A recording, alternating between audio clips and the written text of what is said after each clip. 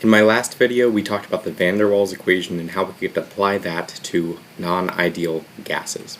In this video, I want to kind of expand on that idea, and we're going to use a more modern version of the van der Waals equation, denoted the SRK equation, which involves a couple more parameters in order to get a better representation of pressures for non-ideal gases at a given temperature. During this video, we're going to derive a cubic equation of state. We're going to derive that cubed polynomial that makes it referred to as a cubic equation, I should say. We also are going to write some function in Google's Colaboratory in order to solve the roots for a cubic polynomial, as well as we are going to do a Maxwell area construction in order to ascertain a pressure that will correspond fairly nicely to a temperature for a given temperature of 373 degrees Kelvin for water. Now, let's go ahead and jump right into this.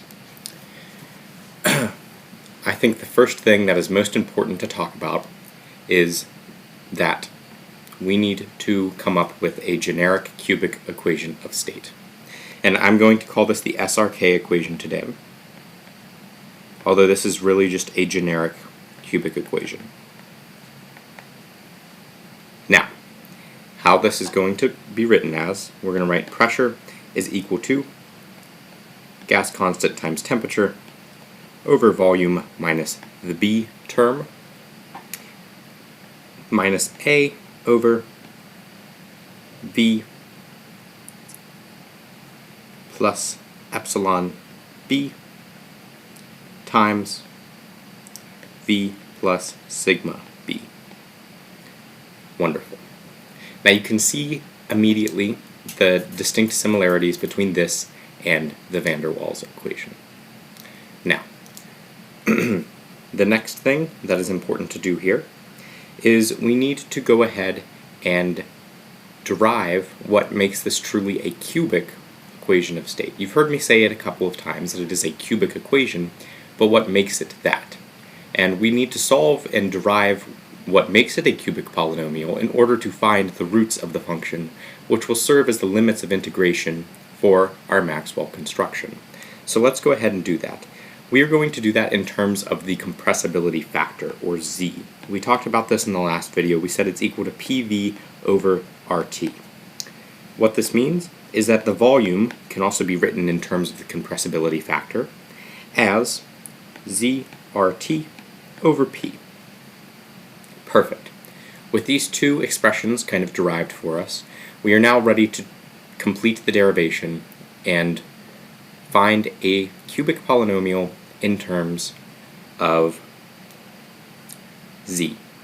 So, let's go ahead and do this. I'm going to start by multiplying both sides of our top equation up here by V over RT, and you're going to see that that left-hand side is going to immediately become the compressibility factor, C. So, I'll bring this down. Our new equation is going to look as follows.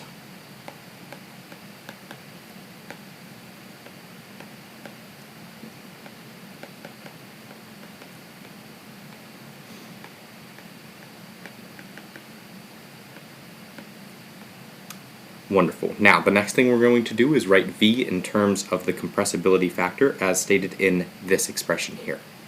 So let's go ahead and do that. We're just going to replace V with ZRT over P.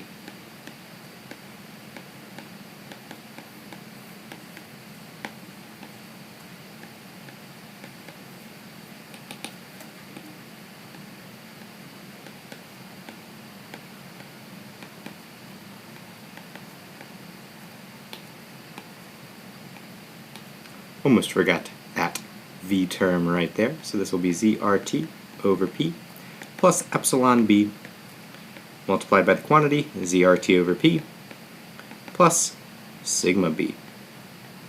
Wonderful.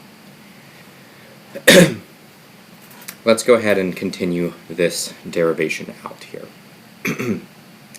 So we're now basically going to factor out a ZRT over P term from each of the separate fractions here. So let's go ahead and do this.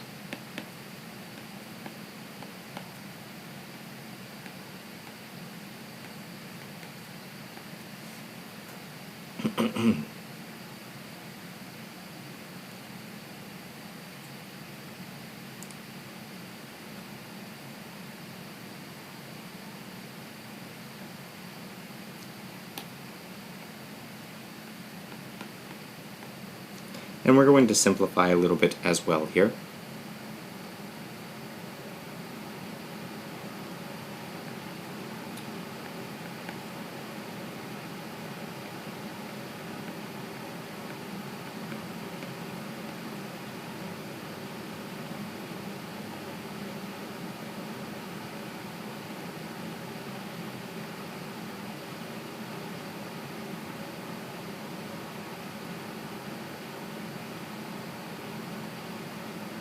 Alright, and I believe that will give us an AP term up here.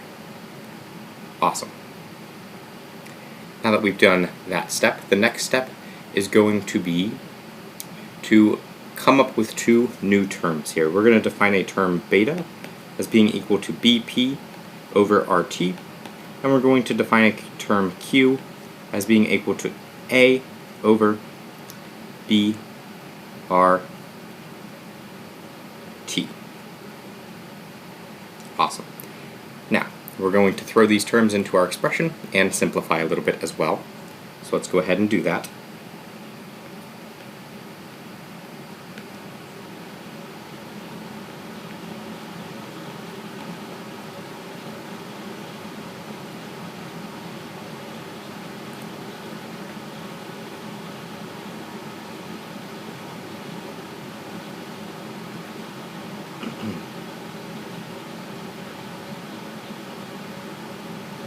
That will cancel that out, and we'll be left with Z.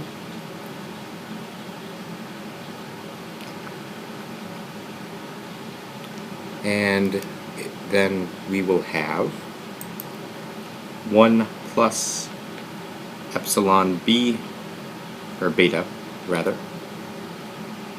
over Z. And I guess that'll turn into 1 plus sigma beta over Z as well. Okay.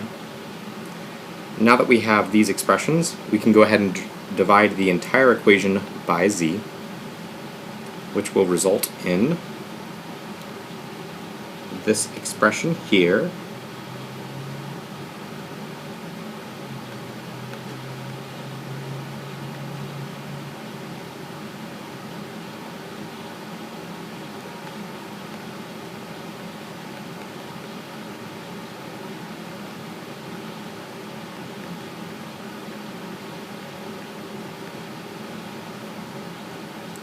And we're so close to being done, we need to go ahead and factor, or rather distribute, that z squared term into the bottom there.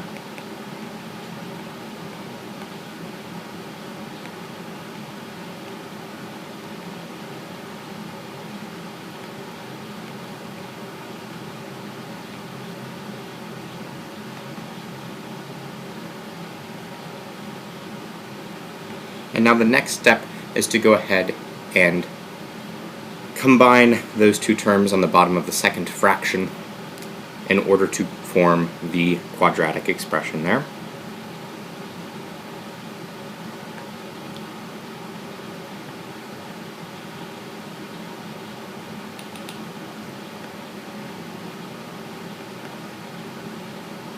I'm going to go ahead and factor out the beta z term from the middle, come up with this.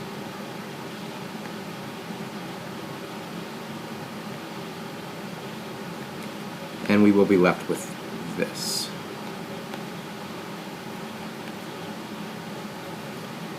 Now all we have to do is create similar fractions in order to subtract. And to do that, we will multiply each side by each fraction by the other fraction's denominator on both its top and bottom. I'm going to go ahead and split the denominators and the numerators onto both sides of the corresponding equation, considering we have a 1 as a constant here. And this will make it easier to find our coefficients for our cubic polynomial.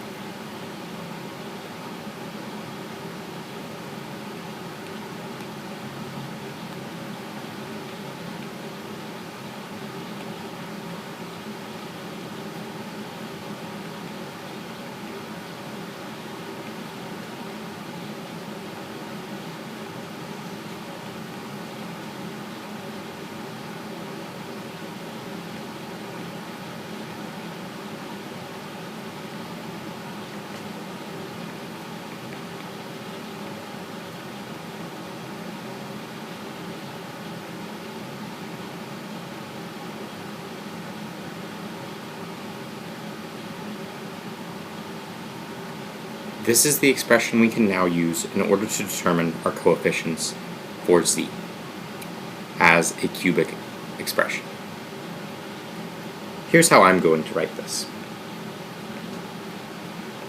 Each coefficient will fall into its corresponding z terms column, and I will make the left-hand side of the equation positive and the right-hand side of the equation negative. By subtracting that over, we are setting the equation equal to 0. It does not matter which side you would make negative. The sole reason I am making the left-hand side positive is so that when I create my z cubed term through this multiplication, it will be equal to 1, and therefore I will be able to use Cardano's formula to find its roots. So let's go ahead and do that. Z times z squared will be z cubed. Here we will have a z squared term of beta times epsilon plus sigma. This will be a regular z term of epsilon sigma beta cubed, or beta squared, rather.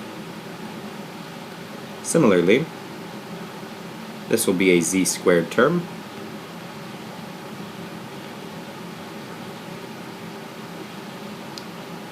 this will be a regular z term,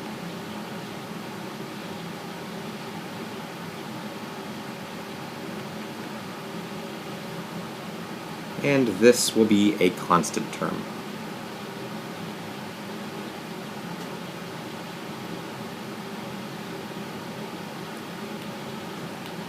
And that finishes off our left-hand side of the equation there. Let's start on our right-hand side. First we have a z squared, so that will be just a negative 1.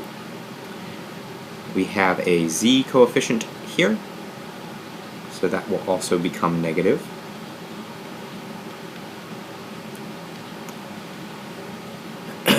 We have just a constant here, which will be negative. And then here, we have two multiplications that have to take place. One will result in a z term that ends up being positive, and one will result in a negative constant term.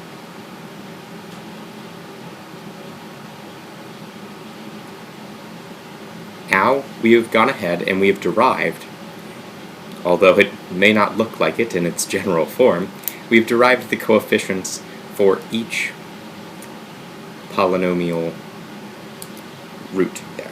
So we can go ahead and solve the roots for this using a formularized expression by a man named Cardano, who decided it was his life's goal to go ahead and find the roots to every cubic function. And he came up with an algorithm that we are going to use and implement in Python code here in order to do that. So let's go ahead and pull up Python.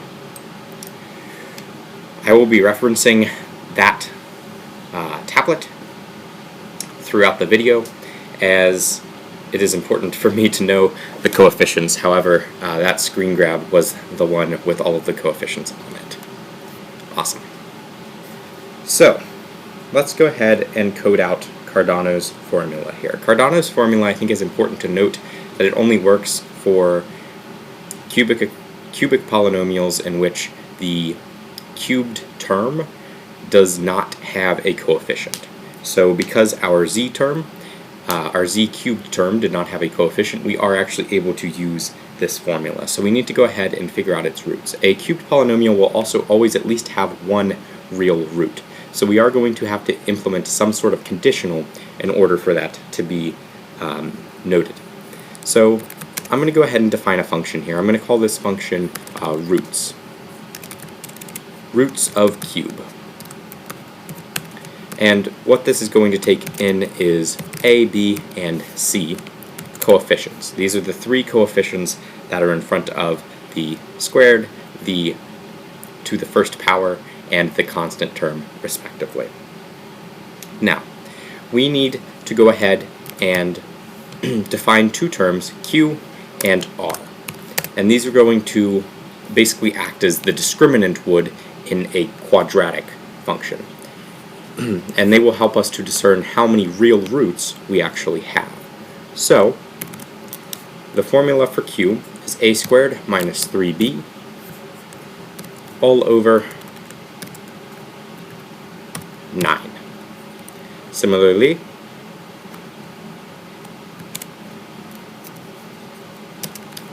three times b would be helpful. Similarly, we'll go ahead and type in our equation for r here. 2 times a cubed minus 9 times ab. That should be a lowercase b, plus 27 times c here. And that will all be divided by 54. Now, the way the equation works is that you must have real a, b, and c coefficients. This will obviously be the case for us, as all of our coefficients are made up of real physical quantities, believe it or not. And the other thing that will kind of determine if we have three real roots is going to be if r squared is less than q cubed. And so we'll go ahead and implement that here. If that happens, we're going to have to calculate some value called theta, which is going to be equal to the arc cosine of r divided by q to the 3/2 power.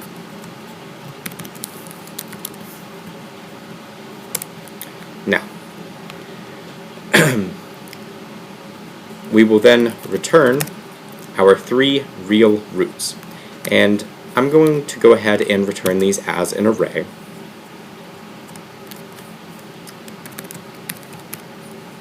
Because they all contain very similar components here. So the only separation is what is going to go into this cosine value here. And the differences are going to be theta over 3, theta plus 2 pi over 3,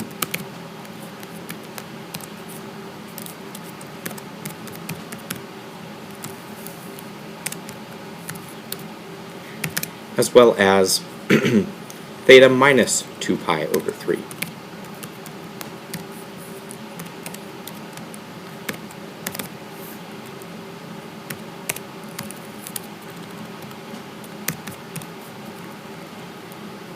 And then I believe we have to go ahead and subtract from that a over 3.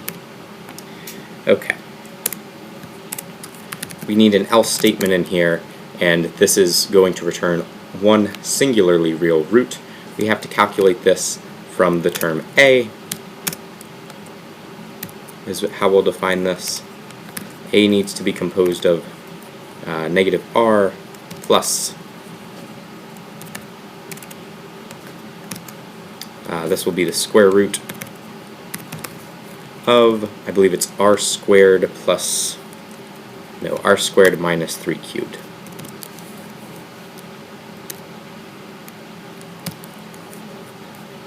Q cubed here. Alright. And all of that needs to go ahead and be placed to the 1/3 power. Alright, let's do... Now B is actually a separate condition based on the fact if A is equal to 0. If A is equal to 0, B will be equal to 0. Else, we can go ahead and say B will be equal to... Oh, have an extra tab there. Else, B will be equal to Q over A. There we are. And from this, our root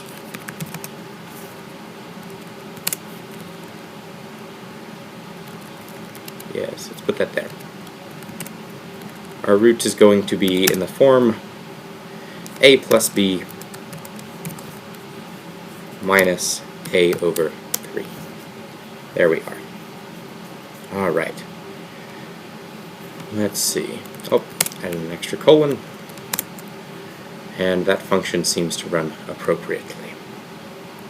Wonderful. Now that we've gone ahead and defined that, we need to define some SRK cubic equation of state function. So let's go ahead and do that. Outside of this function, I'm going to have a couple constants. I'm going to go ahead and define our ideal gas constant here. I'll go ahead and also define, let's see. Well, we can see what we need to define once we get inside of our function. So let's go ahead and make that SRK of the volume and temperature here. I believe are going to be our inputs. Perfect. So this equation, or this model, focuses on some other potential parameters and constants in order to solve them. I do not have these memorized, so I will just look them up. SRK, equation of state coefficients. And yes, alright. Yeah, this looks good. So, our A term in this equation is going to be equal to this omega A times R squared times the critical temperature squared over P, the critical pressure squared, times this function alpha of the temperature. And the reason, and that is defined for us down here. So let's go ahead and start typing in our components. I'm actually going to call this, we want to find A, B, epsilon, and sigma here. So, find ABO. Okay. So with those inputs, we are going to determine our A term. A is going to be equal to omega A multiplied by R squared multiplied by TC squared over the critical pressure multiplied by alpha. So we're going to go ahead and have to define omega A. Omega A is equal to 0.42748. Oh, I had lost our red time there. 0.42748, I believe. Aha, I win. Okay. Omega B then is going to be equal to 0.08664. Awesome. Then we need to go ahead and define our alpha. Alpha is going to be equal to 1 plus MW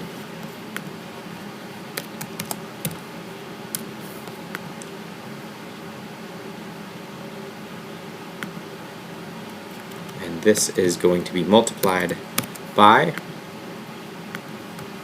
1 minus the square root of what is generally determined as the reduced temperature term there. So that'll be the square root of temperature over the critical temperature for our substance here. Alright. 1 minus that And we are actually going to square our entire equation here. Alright. We need to go ahead and define MW as well before this. MW is defined as this right here, where this omega, I'm sorry, I keep saying MW, it's actually M omega. So M omega is this quadratic right here in terms of the eccentric factor. And that is a property of the component that you are looking at.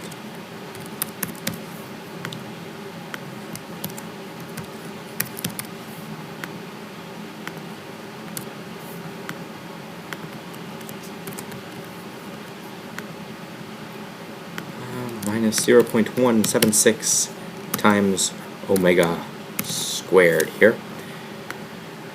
Wonderful, wonderful. So we need to go ahead and find the eccentric factor for water. I actually think I have it memorized, although I will double check myself. 384. Let's double check. Eccentric factor for water is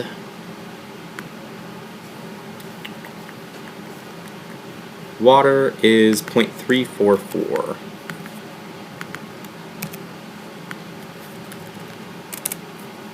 Alright.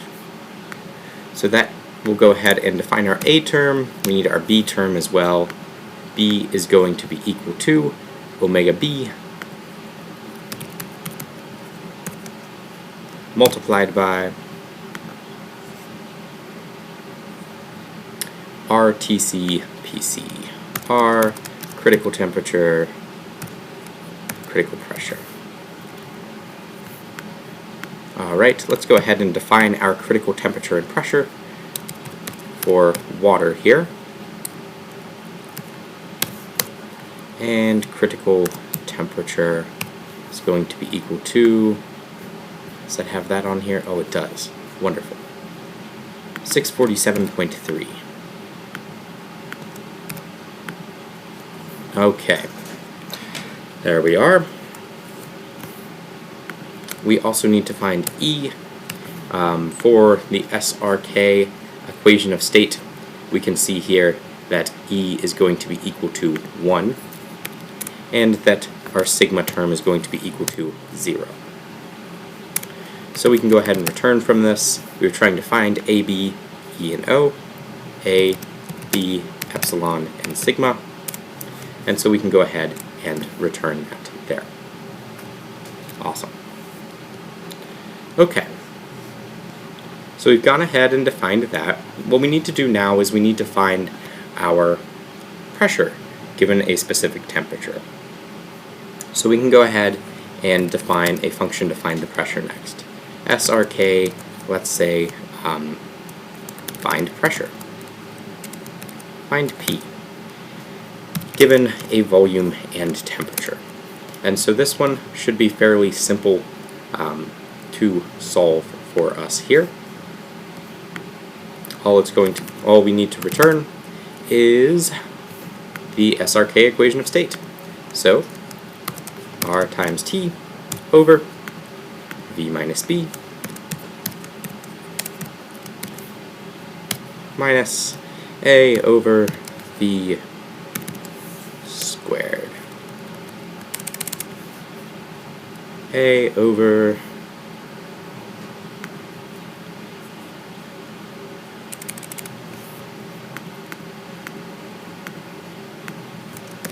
V plus epsilon B times V plus sigma B.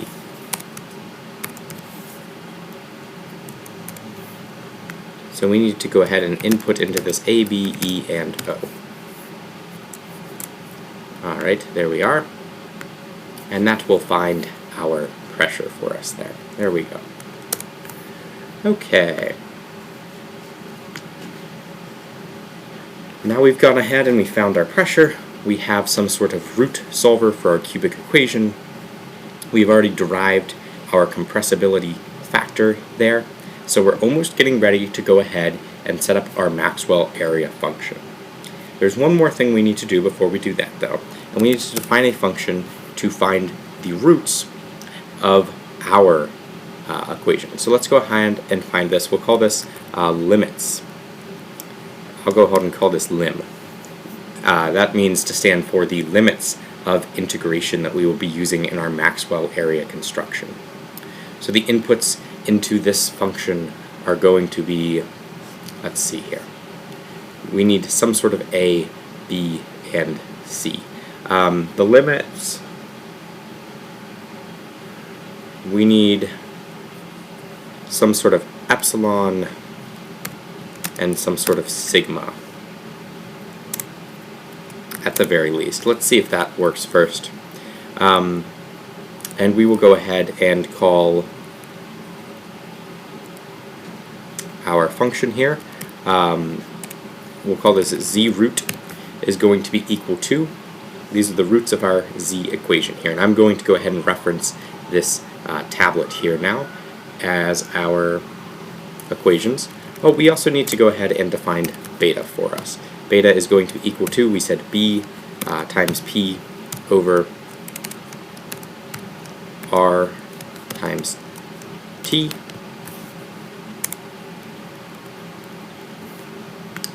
Not sure why t is showing up for us as such. And we don't want to put epsilon and sigma in there. We already have found those. What we really want to put in here is we want to put in some sort of pressure and some sort of temperature. So our z root,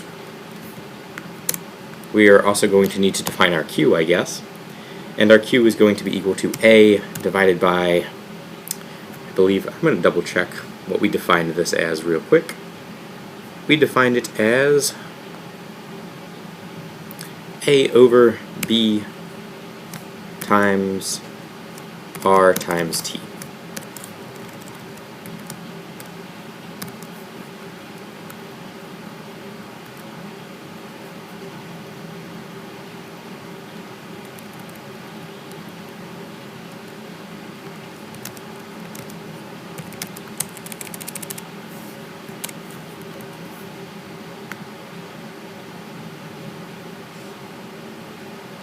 Okay.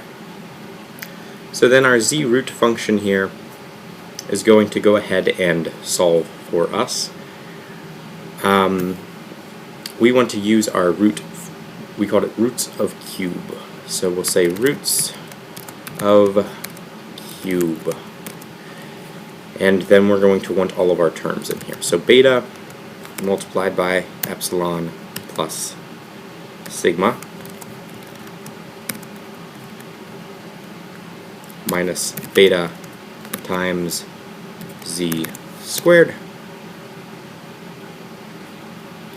minus 1, and that will go ahead and be our first term. And I'm going to go ahead and hit enter here just so that I know where I'm at.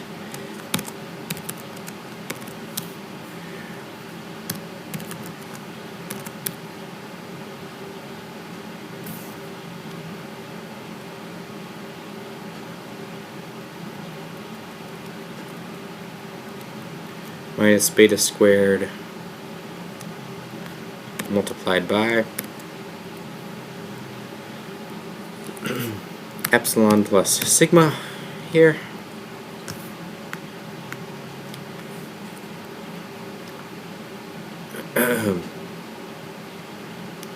Okay, epsilon plus sigma,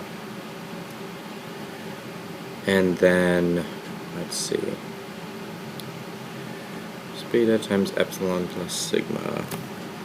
It's beta squared, so we need to go ahead and do our minus beta times epsilon plus sigma plus q times beta.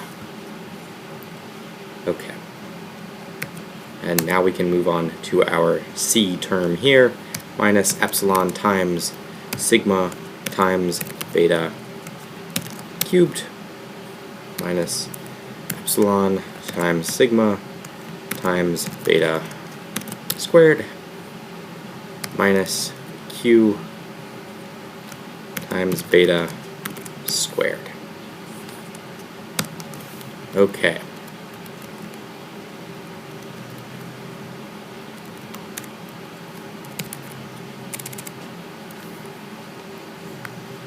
let's see.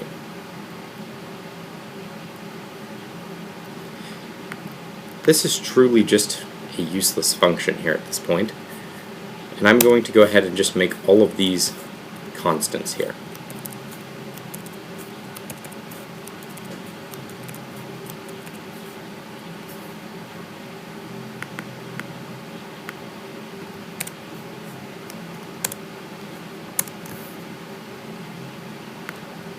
Oh, somehow a z snuck in there. Let's see. Minus beta times, that should just be beta.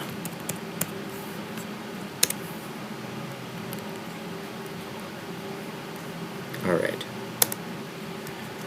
Okay.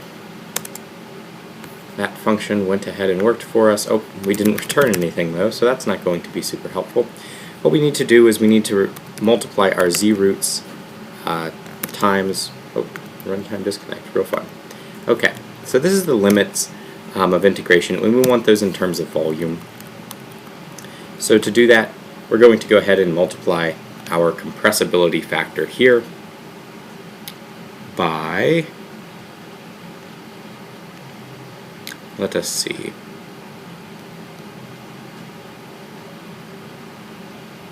z times r times t over p is what we derived earlier to be our function of our volume function in terms of compressibility. Now that function should go ahead and work for us. Let's test it here. So limits of, let's say, 91 e to the third, temperature of 373. There we go. We have a nice array there of terms. Very good. Alright. We are getting somewhere. So, clean up that code a little bit. Alright. We've gone ahead, we found our limits of integration. It is time we go ahead and import our quadrature function to perform a Gaussian quadrature in order to perform our Maxwell area calculation. So, we're going to say from scipy dot integrate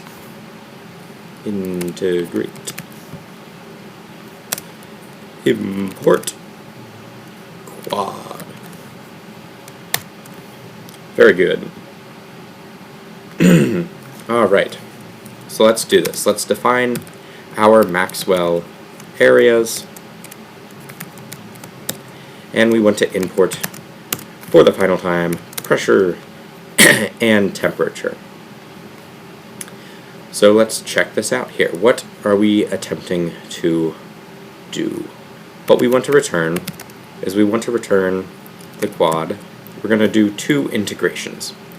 So we want to do, oh boy, my apologies. We want to do the first integration. Lambda is going to be v, and that just makes it so we don't have to type in a function there. We want to do our checked pressure minus our guessed pressure. And we are going to guess our pressure using the srk find p function. So srk underscore find p, and its inputs will be a, b, e, and o.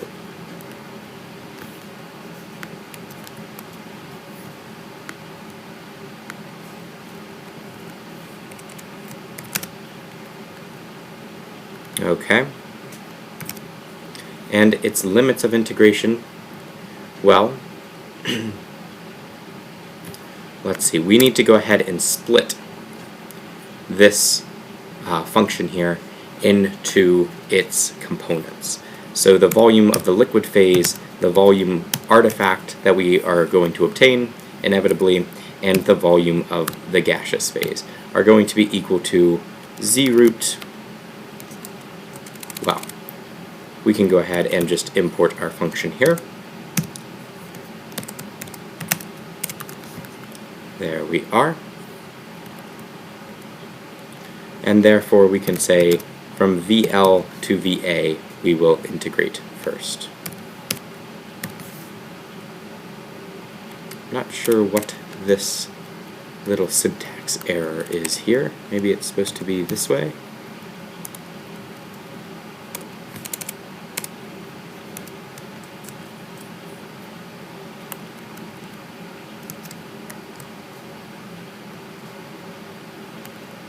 I don't know. We'll check that out in a second. The other quadrature we want to return lambda equals V, and we want to do our SRK find P. Again, imports A, B, epsilon, sigma, our inputs, and we are going to go ahead and this time integrate from the artifact to the gas volume. And we need to subtract this from the pressure here. So let's see what we find here.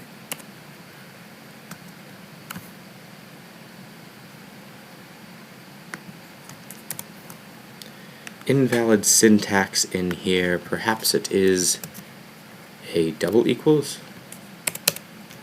No. Ah, no equals at all. There it is. Okay, let's go ahead and test it. Moment of truth here. So, Maxwell areas. I'll go ahead and input a pressure I know to be relatively close to the actual pressure, and this is 373 kelvins as our temperature for our sample of water here. We are attempting to find the pressure. I know that the quadrature function will return an error value as well as the second output in its list, which is what this zero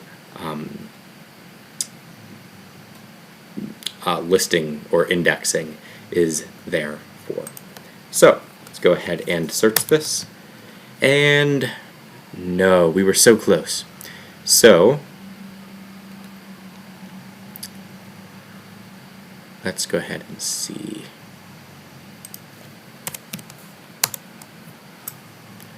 Return quad pack. Okay. Okay. Okay.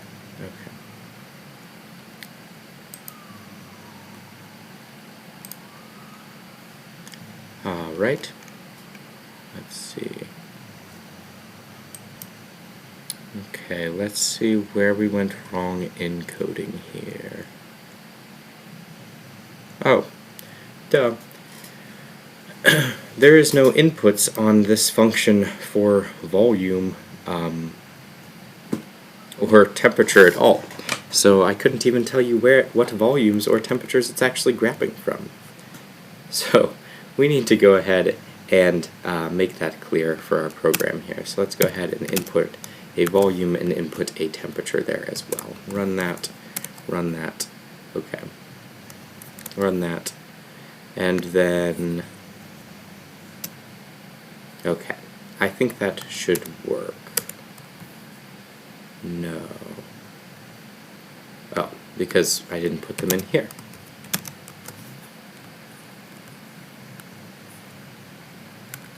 Let's go ahead and put those in. So we did not converge with our answer here. That means our guess is just slightly off. Alright, so we have to be close here. Alright, let's see. We have a couple of guesses that don't seem to be going through. Okay. Well, it seems as if... Okay. So here we have this alpha function is dependent on temperature. Therefore, it is critical that we have it inside some sort of function that also depends on temperature. So I'm going to define a function here called SRK, and make it a function of temperature. I'll go ahead and indent this inward, indent that inward. There we are.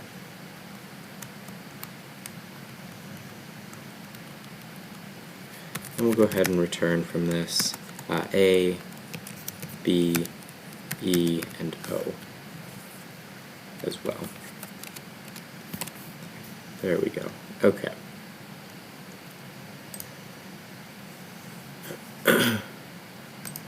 We'll go ahead and put that A, B, E, and O are all functions of this SRK as a function of t there, and we're going to have to do that basically for all of our functions now. So I'll just go ahead and copy this line of code down into all of our functions. Luckily, all of our other functions are dependent on temperature, so this shouldn't be a major issue. There we go. Okay, let's try running this and see if that works out better.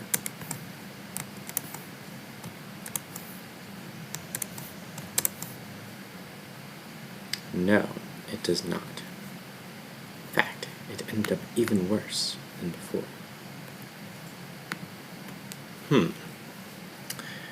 Well, let's take a look here. Okay. So likely there's an error in one of our formulas. I think probably the best thing to do here is to just kind of check and make sure that everything went according to plan. Let's look up here.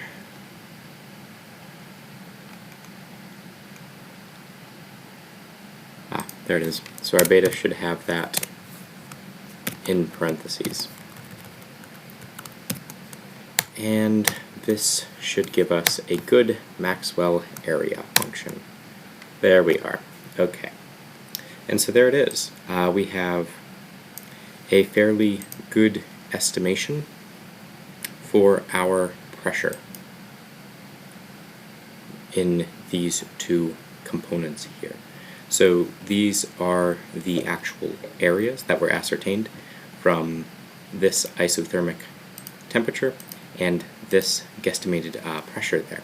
And so we were actually able to obtain those areas, and they are pretty darn close to each other. We could fidget with this number a little bit, and we would be able to ascertain maybe something to a greater precision. However, this is as far as I think we need to go right now.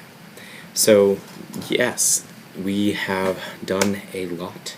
We have derived our cubic polynomial in terms of its compressibility factor as a cube. We have written ourselves a way to find the roots of that cubic polynomial using the Cardano equation, and then we have performed a Maxwell area construction for water at the isothermic temperature of 373 degrees. I hope this helps, and good luck to you.